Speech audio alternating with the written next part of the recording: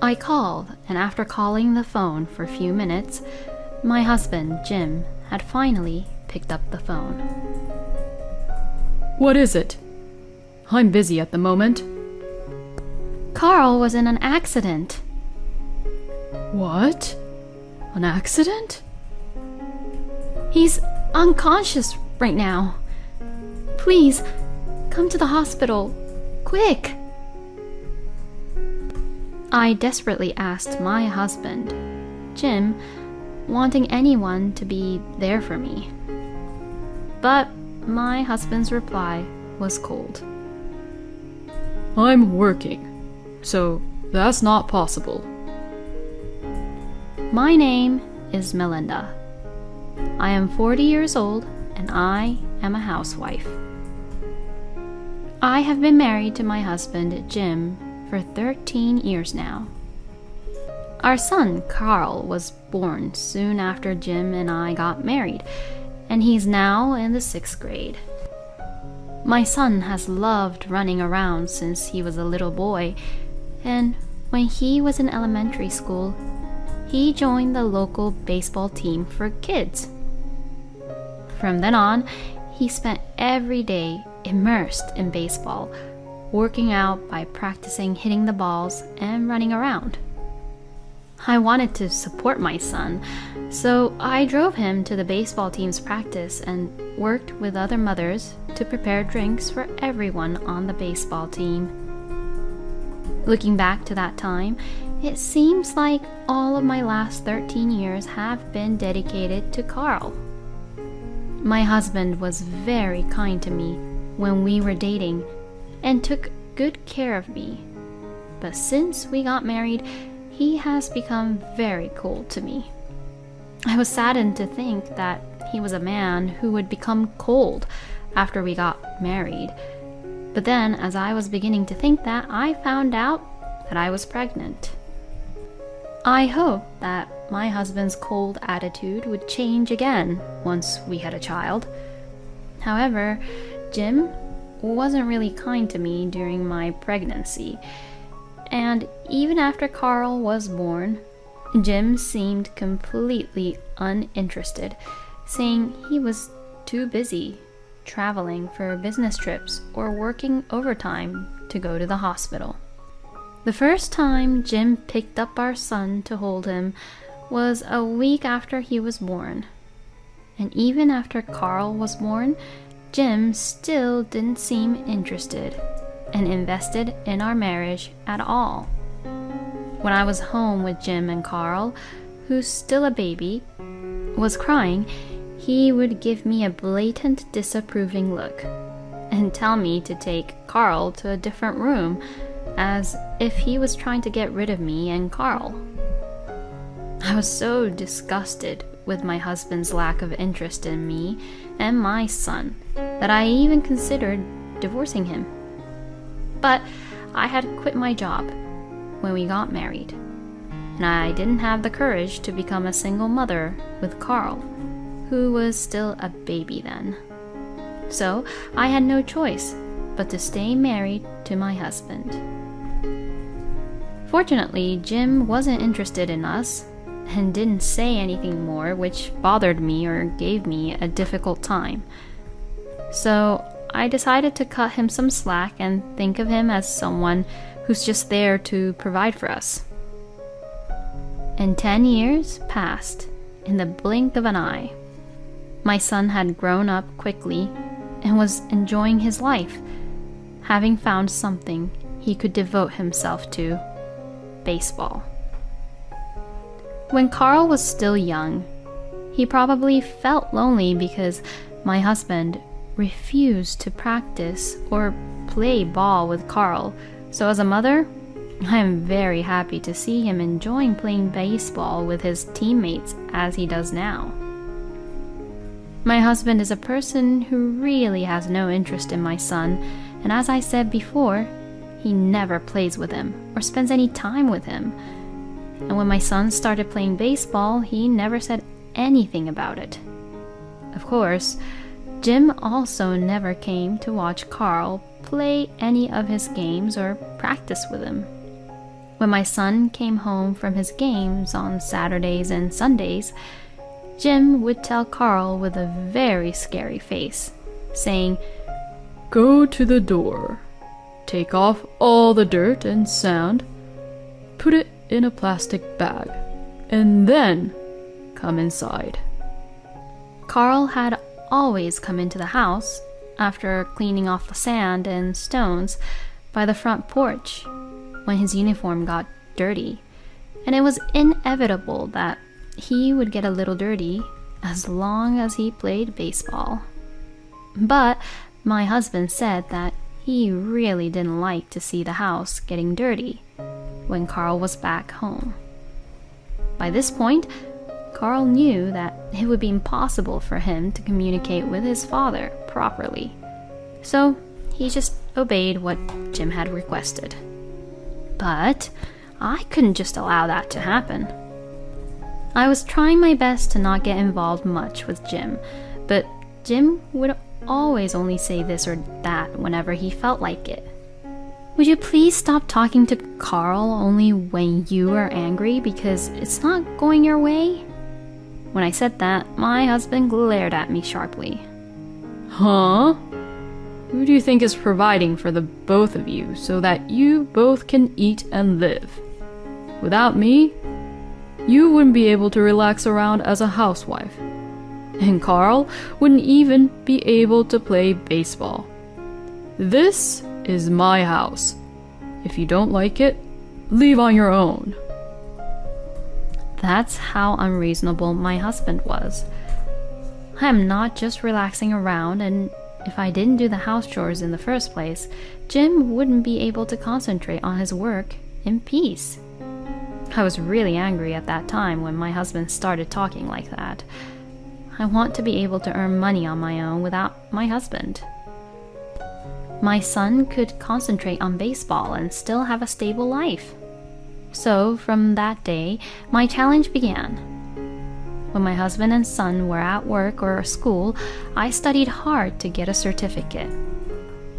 I was going to try to get the certification necessary to become a licensed tax accountant. I devoted myself to my studies with a strong will to stay away from my husband. I also took online courses and studied intensively in a short period of time. Of course, I would continue to do my house chores perfectly as before, so that my husband would not say anything about it, and I wouldn't get discovered that I'm studying for the certification. Thanks to my efforts, 3 years later, I finally passed the exam to become a certified tax accountant. After that, I started working at an accounting firm as a part-time employee. Currently, I am balancing house chores and childcare while gaining experience at my part-time job. My son, who was still in elementary school when I started studying, is now a middle school student. My son went on to middle school, and of course he continued to play baseball, joining the baseball team in his middle school, and practicing a lot more until late at night. Now that I didn't really need to always take care of Carl, I have extended my part-time hours a bit, gaining even more experience and preparing to become a tax accountant at any time. But, as usual, my husband still seems uninterested in us. Since that argument a few years ago, we have become a couple that rarely speaks to each other. Carl also rarely speaks to my husband, and since Jim works overtime and comes home late every day, he rarely spends any time with us. Lately, he has been working even on day offs and holidays, and even when he doesn't have to work, he doesn't want to be home, so he goes out and has a drink and comes home. But for me, I am grateful that my husband is not at home. But while we were living like this, something happened that bothered me. It happened one day when my son was out with his friends in town on the weekend. A familiar car was parked there, so Carl looked that way and saw my husband with a coffee he had taken out from a cafe. Carl really didn't expect to see his own father and was about to ignore him and get back to the conversation with his friends when a woman he didn't know came up behind my husband and began to cross her arms to his arm. My son then thought that my husband might be having an affair and told me what he saw when he came back home. I was really happy internally when I heard this story. If Jim was really having an affair, it meant that my husband was to blame, and I could divorce him and also get alimony. And at that point, I no longer had any love left for my husband. I immediately requested an investigation by a professional investigator. A few weeks later, I received the results of the investigation, and as expected, Jim was having an affair behind my back. The photos were clear evidence of my husband's affair. Now, I could divorce my husband. Carl and I could live on our own together away from Jim now. But just when I was thinking that, something unexpected happened. It was on a Saturday. My son had just gone to a baseball game with his teammates for a tournament. But when they were coming home after the tournament, my son was involved in an accident. Carl was riding his bicycle to and from the tournament since it was held close by, and as he was crossing a green light, a car ran into him and hit him. Carl then was immediately taken to the ambulance, and I was immediately notified. My mind went blank for a moment when I received the news, but I quickly picked up a cab and went to the hospital. My son was taken to the intensive care unit, and I had to wait in the waiting room. My anxiety grew and grew. My parents live in the countryside, and they're pretty far away, so I could not really call them. So I had no choice but to call my husband. No matter how much I said Jim was not interested in Carl, surely Jim would be so surprised to hear that his son had been in an accident that he would come flying to the hospital. Well, that's what I thought. I called, and after calling the phone for a few minutes, my husband, Jim, had finally picked up the phone. What is it? I'm busy at the moment. Carl was in an accident. What? An accident? He's unconscious right now. Please, come to the hospital. Quick! I desperately asked my husband, Jim, wanting anyone to be there for me. But my husband's reply was cold. I'm working, so that's not possible. Excuse me? Your own son is unconscious right now, and you say that your work is much more important? Well, even if I go to the hospital now, all I would do is just wait around, right? So you should just wait for me. No way. Carl is your son, you know? He is much more important than your work, right? Work is much more important. How could Jim even say that and be that terrible? Okay, fine. I've had enough. My anger towards my husband rose up all of a sudden. Plus, Jim says it's work, but I'm not even sure if he's really working or not. He's probably meeting up with his lover, isn't he? It would really suck if Jim was really meeting up with his lover at a time like this, especially when his own son was involved in the accident and being unconscious in the hospital. Then news came that my son woke up. It seems that he has finished his surgery without any issues. Oh, Carl! Thank goodness! Thanks to the fact that my son had been training in the baseball club, his body was not affected that much, even if he was involved in a major accident. But Carl did get hit really hard and he fainted, so they are going to hospitalize him for tests to see if there are any other abnormalities, just in case. I was a little bit relieved. Then my anger towards my husband began to rise up once again. I wondered if Jim really went to work. So I called my husband's office. I told them that our son had been in an accident and had been taken to the hospital, and that I could not reach my husband and that I wanted him to come to the hospital Then the employee who picked up the phone said, "Well, your husband is not here today as he is taking a paid leave." Once the employee said that, I understood everything. My husband must be meeting with his lover. Excuse me, I tried to call him, but I couldn't get through to him, so could you please contact him from your side? I have to accompany our son, you know. I said it apologetically, and the employee on the other line said, "Okay, I will try to call Jim right away." If the company called, my husband would pick up the phone and come over because he didn't know what the people at work would think of him if he didn't show up at the hospital for this. My husband arrived at the hospital room a few hours later, just as I had hoped. Hey, what the hell are you calling the office for? Oh, weren't you at work? I heard that you were on your paid leave, but where on earth were you? That's... My husband sounded pretty upset when I asked him that. But when he saw that Carl was awake, he changed the subject. What the hell?